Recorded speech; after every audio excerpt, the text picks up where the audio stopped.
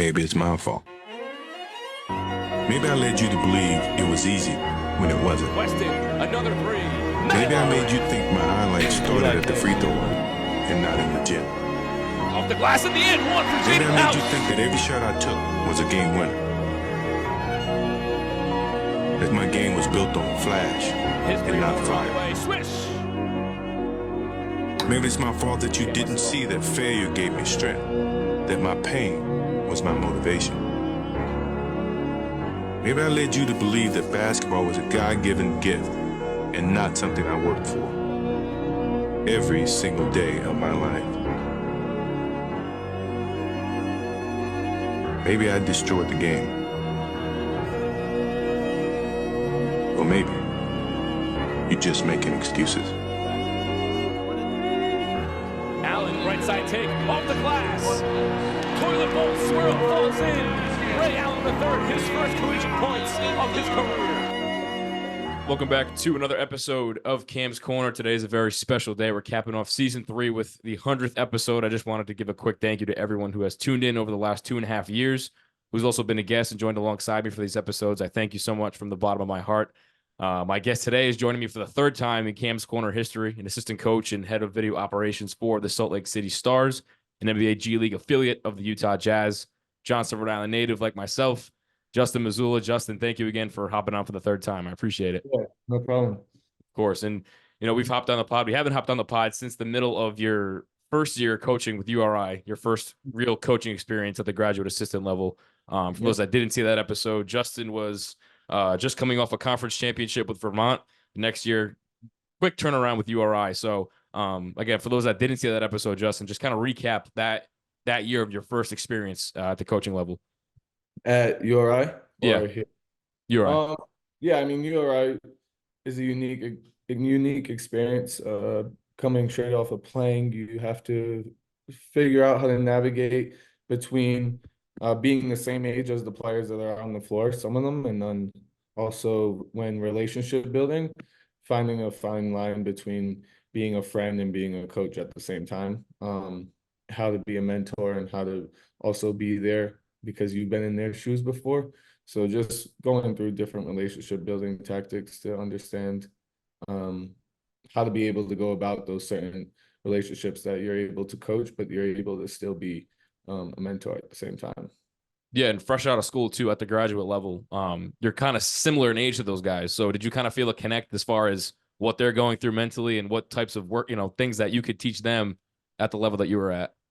Yeah, I mean, a lot of the times it's what I tried to do is I allowed many of the guys to try and figure it out for themselves because that's when they can find like what works for them, because I have a certain blueprint, but some things worked for me that might not work for others. So just being able to guide and just throw in little pointers here and there on how to be able to prevail through the hardships of a long college season. But I would just throw in a couple pointers here and there because I knew what they were going through. But I also, if I didn't go through some of the things that I went through in college, I necessarily wouldn't have grown into like the person on my last day of college. So it's all good stuff when you look back at it, and just trying to keep someone on the path. Don't let them get too far off. Yeah, and like I said, you've joined the podcast 3 times now. This is the third time. The first time you were at Vermont. Second time, again, we talked about you were at URI, and now you're with the Jazz in Salt Lake City. Yeah. So, once basketball season concludes after URI, after your first season with URI, what's your mindset as far as what's to come? Did you have a plan once that season was over? I mean, I'm a planner, so I technically always have a plan. Yeah. But sometimes plans don't always go as you want them to, but that's okay because that's what you learn in the journey. Mm-hmm. But I did have a plan. I wanted to get into the NBA, and I just started emailing everybody and anybody that I could find an email, and then I would try and like just email whoever for an opportunity. And LinkedIn. And I was also grateful enough to receive a coaching offer, an assistant coaching offer with Vermont. That was a challenge for me. That was my first like coaching challenge to I was blessed enough to receive the offer, but my eyes were set on NBA. So that was my first like coaching decision challenge that I was blessed to go through and grateful to go through. And I love Vermont with all my heart, but I just wanted to be in the NBA because that's where I want to be. So I just decided emailing and finding people, and luckily I was enough to find the head video coordinator of the Jazz, Anthony Belmont, and the rest is history. Here we are today. So you didn't reach out to Vermont. They just directly hit you up and was like, we want you on our staff. I mean, it's not like I don't talk to them all the Yeah. time. So like it's not like they randomly hit me up. I mean, we're always talking. So it just was within the conversation. But it just was what I didn't want at the time.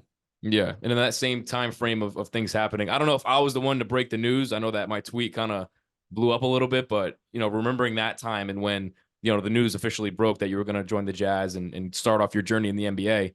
What was the reaction of your family members? Who was like the first couple of people you told, and, how did people react to that? First couple of people I mean, I told my friends like Mike Vendetti, and people in my circle. And I mean, they're pretty grateful, pretty excited. Told my cousins, my brother, my sister. Um, but I would speak to my brother based on how to make a decision when going about these things, weighing between going to Vermont or going to the NBA. So I told my family, and I mean, the reactions are always gratefulness and blessed. Um, Never too high, never too low, but still blessed and grateful. Yeah. And, we'll definitely talk about like Joe and how he's been able to mentor you through this process as well. Um, for those that don't know, that just tuning in, maybe Joe was the first ever guest on the podcast, obviously getting ready for the finals now, but, we'll get into that a little bit later, but, the relationship with Danny Ainge, I feel like comes up a lot. I know he was a former executive with the Celtics, and he helped out your dad, Dan, a lot when he was sick and going through everything. And Joe was somebody that he could go to, which was great. And now he's CEO of basketball operations with the Jazz. So I guess just kind of talk about your relationship with him and how that kind of built over time. Um, I mean, anybody who encounters like Danny, the relationship is pretty much always positive, and you are always learning and you're always tested. And he's a great person to be around. I wouldn't necessarily say like when you see a lot of these people like in the front office, you have great relationships, but you also that you just are in the environment, you're in all of it. So you're not necessarily like sitting down all the time, like having like food or talking or stuff like that. It's like many small interactions, but all the small interactions I've had with Danny are always positive, encouraging, learning moments. And he likes to challenge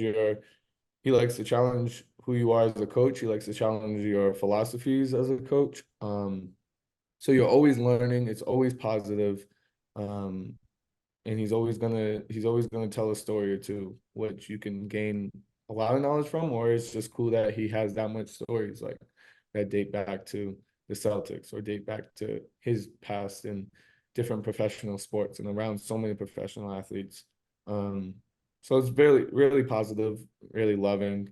Um, but that's Danny. Yeah. What was I guess, your first few days on the job like? Meeting people like Danny, having those like relationships, like you said, you're not gonna be talking to them every day, but every single day you're making a new connection. You're meeting and networking. You're doing a lot of things. You're not just as a coach, but you're doing video stuff as well. So talk about, I guess, the responsibilities and what those first few days were like. I mean, my first few days I spent time with the summer league team, so like I was able to be full-fledged like rebounding and helping out a lot because hands are a little shorter when it comes to summer league. Mm. Staff's a little smaller. So I mean, it's just like from day one they trust you and they give you responsibilities and you're in charge of like executing those responsibilities. Um, First couple days we're just learning like you only know what you know, but you have to learn what they do, what the Jazz does, and workouts, and how to rebound a certain way, how to defend a professional a certain way. because you want to find the balance between going hard enough but not going too hard to where you can hurt the athlete. Like there's many lessons that you learn on your first couple days that not necessarily like are huge lessons, but they're important lessons to know how to go about NBA practice or go about video room stuff like sorters and software stuff that you need to know. So it was just a lot of falling to the back and learning by example. Yeah. So as a player, I'm sure you did it at the high school level too, but definitely in college, playing at a high Division I level, watching film and depicting film as a player. Do you use like the same kind of mindset and skill set going into that as a coach, or is there like a different like adjustment that you did once you got to the league, or is like watching film and breaking film down with players kind of like the same as it was when you played? Um, Like, do well, you, do you look at it like the same way, I guess? yeah, I mean, yes and no, because you don't want to fully when we're looking at a bunch of film, we're looking at a lot of different situations, a lot of different scenarios. We're looking at switches, blitzes, like a lot of different defensive stuff, a lot of offensive stuff. Like there's a lot that we're watching, but when you're watching it with a player, you're only fixated on what necessarily your your base principles are. And it's very simplified when you give it to a player, because you want them to improve on that. So if the player is like in their low man positioning, and you have a couple clips to show like they need to be pulled in a little bit more closer to defending the ball rather than like closer to defending their man to help, Mm. like simplifying complexities and helping the athlete understand like the base principles and continuing to rep out the small simple stuff. So like yeah, you all look for the same thing in a whole video, like if everyone were to watch video, but like when it's your job, you're doing 1,000 stuff. When you're communicating to a player, you're talking about two things. So it's Mm. just very simplified when you get to a player. Yeah, I know that when Joe came on was probably about like 2.5 years now, like I said, since the first one. But I remember he told me his first year, like he had like a group of guys, and it was like a lot of like the younger guys that he started off like kind of focusing on when he was with the Celtics as an assistant. Um, is it kind of similar in that sense that what your responsibilities are? Are you looking at a certain group of guys, or is it kind of like the vast majority? Yeah, I mean, so when you're with the G League, your staff is a lot smaller, so Yeah. it's a lot ha more hands on deck, and you wear many different hats. We have a great staff on the Stars, and each person would have kind of their individual group, but sometimes like a coach would have a scout, so they're not able to get to them. So that's when I can step in and help out a little bit. So we all kind of have to necessarily be on the same page and be a free-flowing staff when it comes to players. Like you have your said players, but you also are a community trying to help people grow. So if we're all on the same page of what principles we like to like hone in on, and then this certain player needs to get better at this, we all are on the same page with that. So I'll be able to step in, show a couple things on film, and then also like show it in workouts and help in workouts. So that's kind of how you um help out and assist your staff members when you're in the video room. Yeah, and piggybacking off those last two questions, I mean, what do you feel, I guess, personally, was your biggest adjustment jumping into the league so fast, and any differences that you saw like right off the jump from your past experiences coaching? I didn't have many past experience coaching. I was only being a GA. It's pretty tough because a GA is a GA. Like you only have a certain amount of responsibility. So coming into a new role where you're basically an extension of the coaching staff, um, a lot of the things that I've learned, I don't even know if they're describable because I didn't know much going into this position, and then at the end of the year, I was like, wow, I learned like so much. Hmm. Um, but not necessarily things that because I only knew what I knew in the beginning, and then at the end, I know way more than I knew at the start. And Right. but for example, if I had like two examples to show like how much I've grown, would probably would probably be first how to run a workout with professional athletes. Like that's a big one. And the importance of keeping it simple, but still playing but still have complexity to the simplicity of the drills. If you're gonna do spot shots, like 10 at each spot, don't just have somebody shoot 10 shots because they're professionals. They can make 10 threes in a row. Like mix in like, okay, if you miss one, it's -1. If you miss two, it's -3. Like just a game math to mentally prepare the athlete, not necessarily have to be so much physical attributes. Um, that'd be my first one. And my second one would probably be um you don't have to you don't have to rush you don't have to rush in certain in this field. Like a lot of people, especially like younger managers or GAs or stuff, they try and like think like, how can I get into the league? How can I like constantly like work?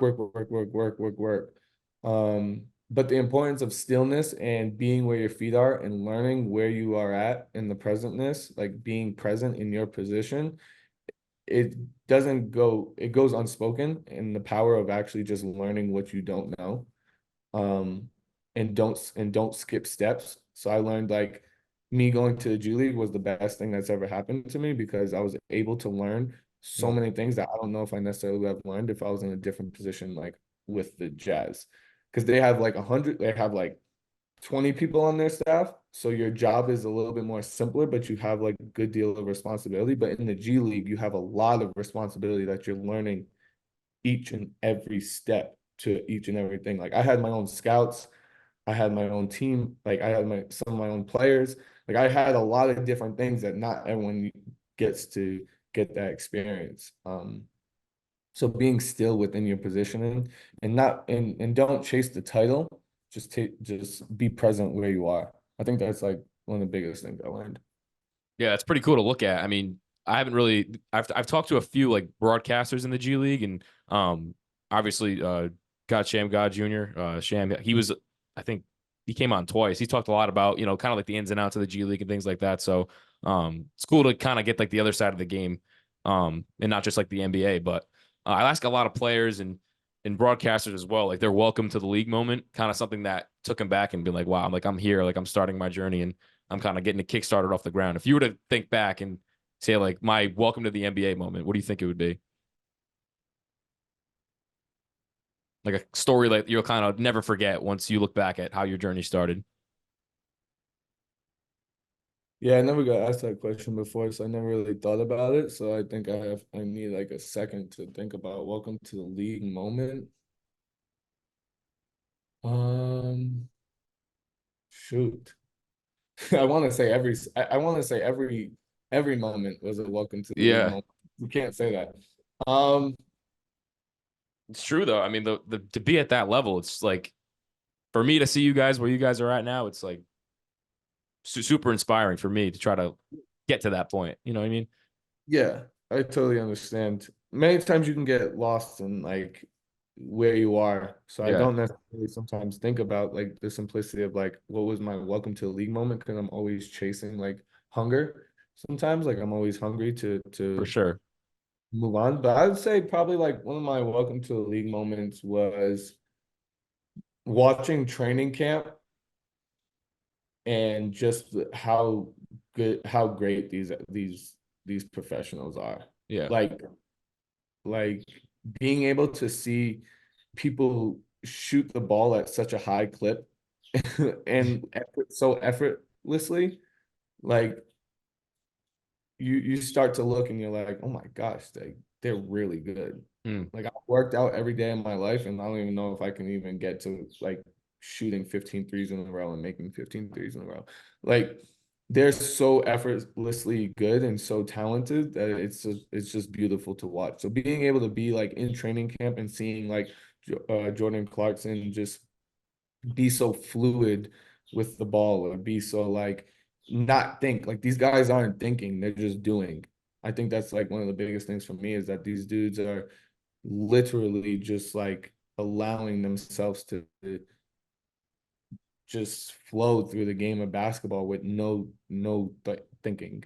Mm. um that's one of the best, because in college there's a lot of thinking and there's a lot of like things going on, and obviously like these athletes are thinking, but these athletes are like just like shooting the ball unconsciously, or like just coming off pick and rolls and seeing reads on the back sides is just so fluid, and it's beautiful to watch. I think that would be a big one.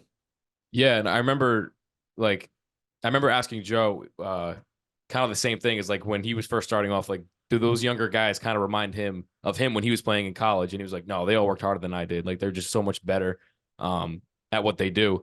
And when I worked for Channel 12 last summer, and I was able to go to like, I mean, like a handful of practices and like just watch like the Celtics just practice. It's like there's so much of a jump from college to like that next step in the league. And when you look back at it, did you ever think as a player, obviously your mindset is you want to make it to the league, but now that you're in the coaching seat, is it like, wow, these guys are just that much better when you look at it? Kind of like similar to what you just said. Um, I don't necessarily want to say, I don't want to discredit like college athletes are great too. Like Yeah, at I any went to level. Yeah. I went to a mid-major, so like there was a lot of way better athletes than me, like Mm. that went to Duke and all this. Like there's a lot of great, talented athletes out there. Right. I think what separates just like the high talented college and the high talented professionals is just like obviously some of them are size and God gifted abilities go a long way, 100%. I don't know, just being able to do some of these things that the professional athletes do, like you necessarily can't teach all the time, you know? Yeah. Like these are, like I said, God-given abilities to a lot of these professional athletes that make them so good. And everyone can have the same work ethic and the same determination and drive and stuff as like that. Um, I think it's so cool to see the work of God that he puts into these athletes of just being able to do things that you can't teach. Like a lot of them, you just can't teach it. They just do it. Like they'll just do Mm. something in the game and they'll be like, "How'd you do that?" I don't know. I just did it. Yeah. Like And you can't teach that. You just have to just get to the basics, keep it fundamental, but allow the athlete to be the athlete that they are. right. And you see the ups and downs of these guys every day, like day in and day out. For you personally, I guess like an obstacle you faced throughout this year that was tough to overcome. Obviously, of course, you overcame it, but something that you look back at and was like, man, that was something I had to really work for to kind of get over the hump. Repeat that one more time. Yeah, Sorry. so just I guess like I said, athletes you see like the ups and downs of athletes every day at the coaching side, and for you personally, like an obstacle, like a down that you kind of had to overcome throughout your first year, something that you look back at and you're like, man, I really had to work harder at this particular thing than really anything else over this first year. Um, so like I said, like going in, I only knew what I knew. So I tried to put in the same amount of effort and hard work into each and everything that I didn't know of.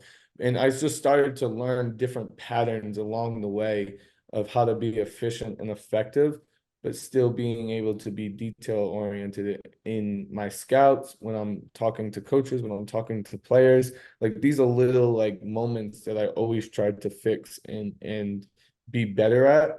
But one thing I would probably be like doing scouts, Mm. like doing scouts, and presenting to a team of guys that already know what's going on, but being able to like take a game plan and make adjustments and stuff like that. I think that's something I had to work on tremendously, is like your vocabulary when you speak to these guys in a scout. Having way too much like stats. Like everyone loves stats, but the player necessarily doesn't want to see like 7 numbers up there. So Mm. just being able to like how to go about a scouting report was probably one of my biggest things, and how to form a scouting report was the coolest. But the biggest thing I had to really focus on change and focus on growth with that. Yeah, we look at like the adjustment period, but a plus for you that we talked a lot about when you were a player, and of course, like how you go about your entire life is your leadership quality. The way that you hold yourself as a player, as a coach. Um, you know, I guess being a leader as a player, and then towards the end of your career, when did you start to realize that you wanted to be a coach and you wanted to take your mindset and your knowledge of the game to the coaching side and not continue to play Probably like sophomore year of college. that early, really? Yeah, I mean, I was I was not that good at basketball, but I was good enough to and smart enough to find my way on the court. Um, I worked extremely hard as a player. Yeah, for I sure. just didn't have I didn't have what like I didn't have a lot of qualities that a lot of these that a lot of these dudes have. I was good enough to be on the court, but I wasn't good enough to continuously play. And I knew that. I was aware of that. And I loved coaching because I love like helping people be better at their craft. Hmm. That's kind of like my biggest thing is I love to help others in coaching and in life and in guidance, in relationship building. Like I like all of that stuff. So I knew kind of like sophomore year of college that like coaching was for me.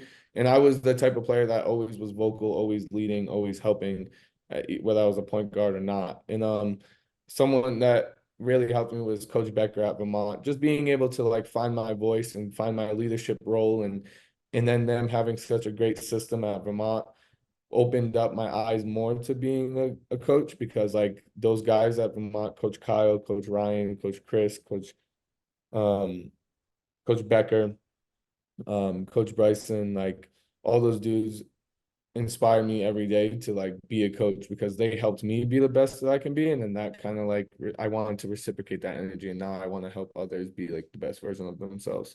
So that kind of like sparked my coaching mind. Yeah. And I mean, I always I knew I always wanted to be an impactful coach through time. And I knew like there wasn't any sense of going to play overseas because I would just be prolonging like my basketball career that just didn't need to happen. I Yeah. was so fixated when I was a player of winning a championship that I wanted to win the championship and like that was my number one thing. And senior year being able to win the championship, and going to the NCAA's was like the number one thing I wanted to accomplish, and I didn't have anything else I wanted to do after that. So I get to go out with a bang, and I was grateful and blessed enough to be able to do that. Um, and then that was the end of my basketball career. I didn't need to prove anything else. Yeah, and someone I mean I talk about every day, Coach Dan, of course, your dad. Now that you're at this level and you're at this level in the NBA, you've got a full year under your belt. You look back at how you go through things like a day-to-day process. Do you have any like mannerisms of his when you do things that you think of him and like, oh yeah, that's something my dad would have done, or that's something my dad would have said to somebody else? I mean, yeah, like that's me and Joe's like everyday life. Yeah, Um, and my sister, like there'll be times where we'll just say something and like, I don't know, we'll just say something to a player and then you'll walk away and then you'll be like, that's so that my dad would say that 100 out of 100 times.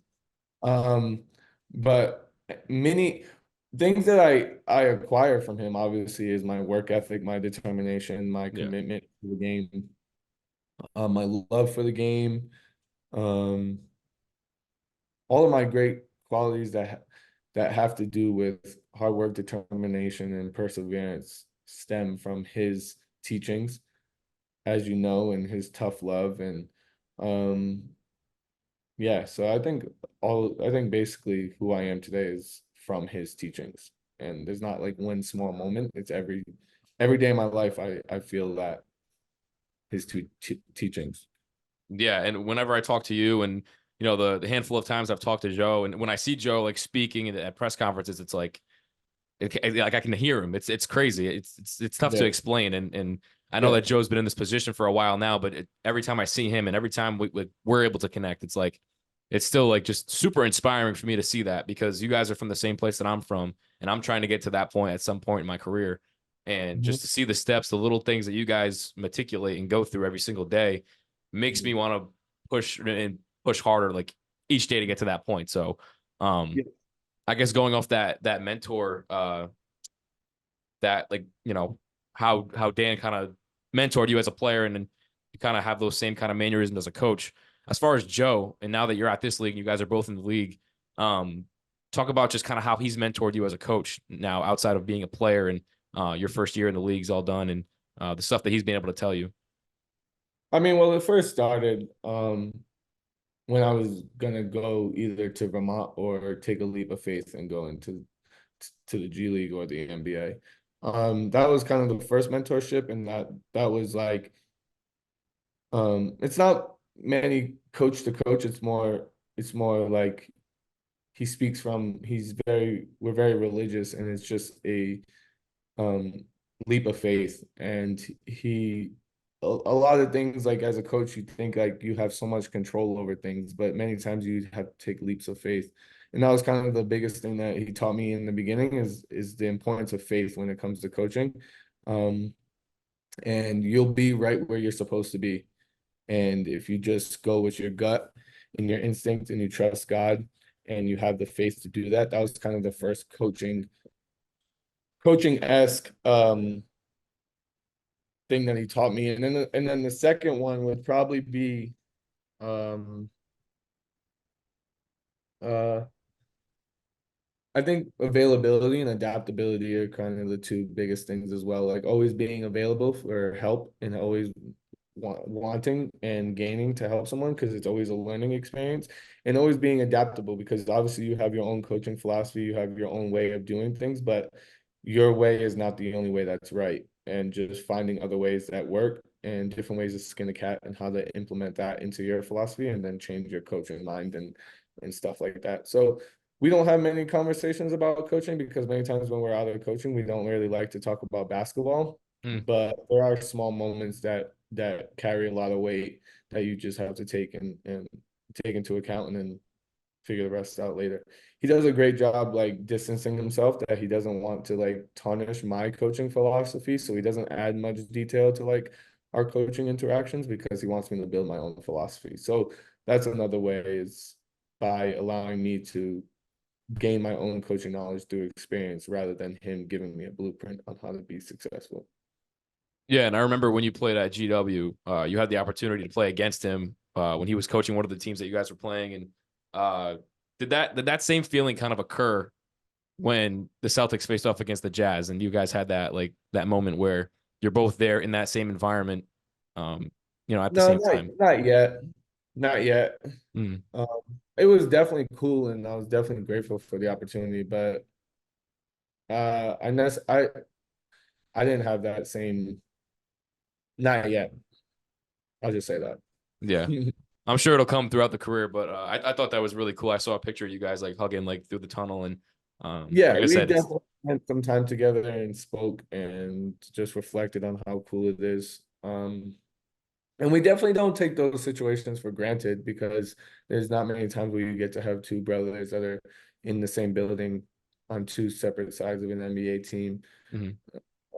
So we're definitely grateful for the opportunity, but there's more, there's more to come.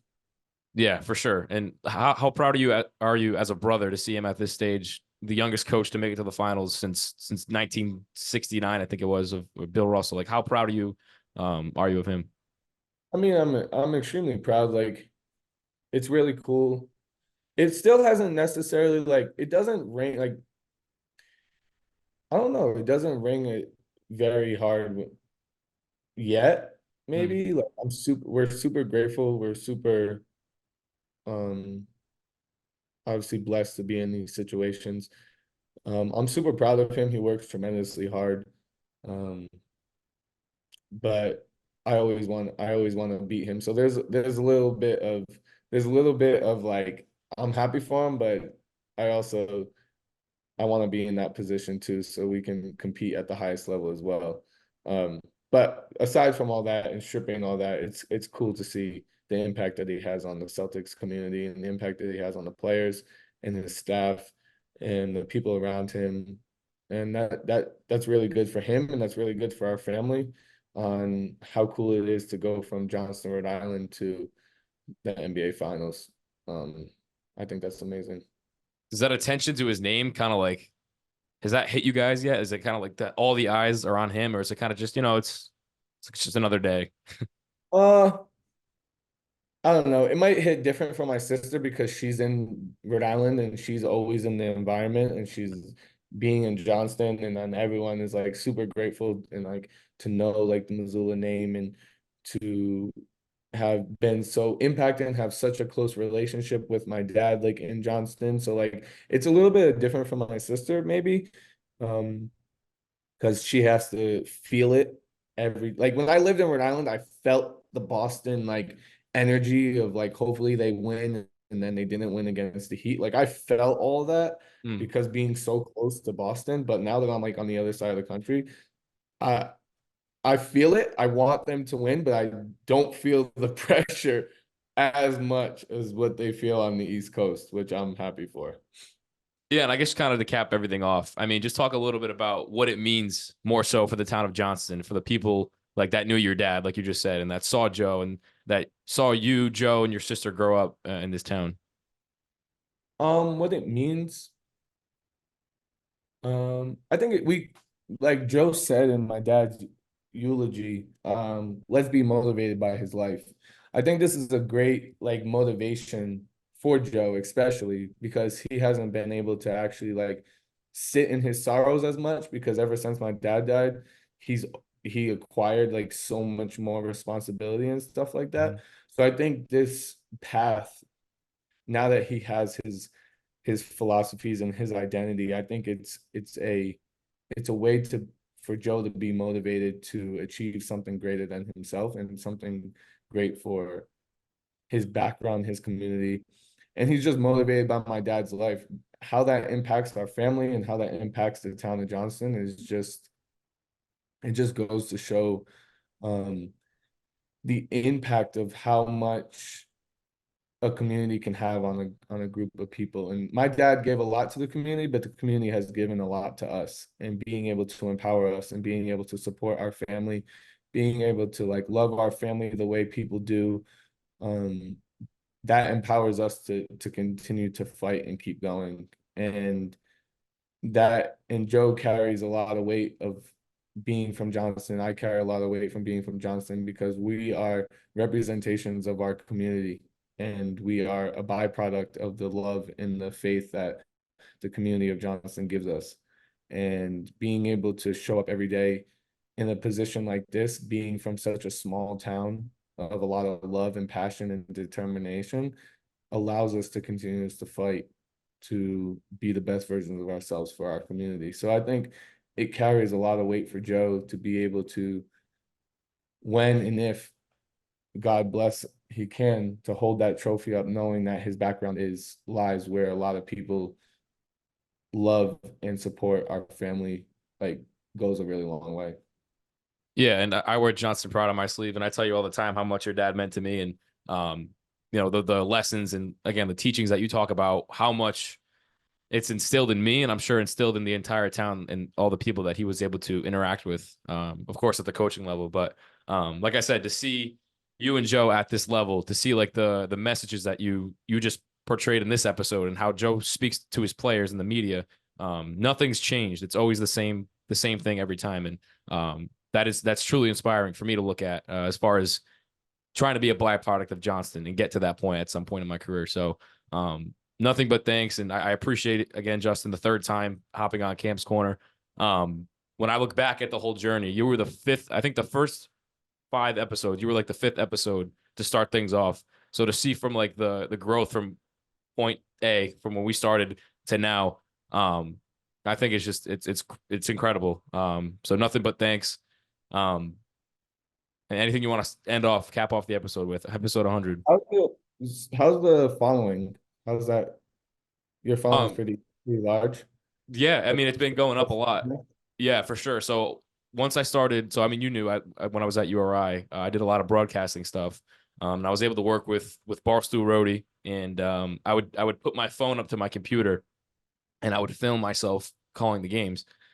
So if something big were to happen or like a quick, 15, 30-second clip, I would split the screen, have my reaction, have the video, and put like the little like closed captionings, like the kind of like the TikTok split screen reels or whatever. And some of those blew up. Like I remember Ray Allen's first bucket last year, as a walk-on freshman, that hit like I think 500,000 views. So to have that on Cam's Corner to represent not only the podcast, me as a broadcaster, that really kind of set the bar high and grew the channel a lot. And definitely like whenever I'm around in Rhode Island, a lot of people recognize me for it. But the goal is to never get big. But the goal, I've met so many people and talked to so many people that I never thought possible, from NBA guys to athletes, coaches, broadcast, like everybody, like a whole range. I thought it was just going to be like guys from Rhode Island. It's grown so much bigger than that. And I credit again that to you guys, the people that first started this off. Yeah, that's So, really cool. Yes. Probably like two things. First thing is you have a Brunson jersey hanging on the back of your. So I don't know necessarily if you want to keep on talking about Joe and the Celtics. And the second thing is I mean, I think you should also give yourself a lot of credit. And you say many times, I've heard you say many times that you aspire to be a byproduct of Johnston and stuff like that. And you've been going at this for 2.5 years. You've had a lot of success with it. I think understanding that where you are is you being able to be a byproduct of Johnston still. And people listen to your voice, people listen to your podcast. You get many great guests on here. So just understanding that, celebrate the small wins, and you are a byproduct of Johnston, even if you don't feel that you are. So continuously giving yourself credit and giving yourself grace will help you. You can still chase wanting to be even higher and higher, but understanding that where you are right now is also the best version of yourself, and you are doing what you're supposed to be doing, and you're in the right position. So be grateful that you are a byproduct, that you're able to make it this far, 2.5 years, because we were on the 5th episode not knowing where it would go, and now you're 2.5 years in, and you're having the same elevated podcast questions, and you've gotten way better than day one. So understanding that you are a byproduct, and where you are is right where you're supposed to be. I appreciate that, Justin. Again, episode 100 of Cam's Corner, capping off season 3 at Cam's One Corner on all podcast platforms, all social media. And we'll see you guys in the next episode of Cam's Corner. Season 4 will start very soon. Justin, thank you again.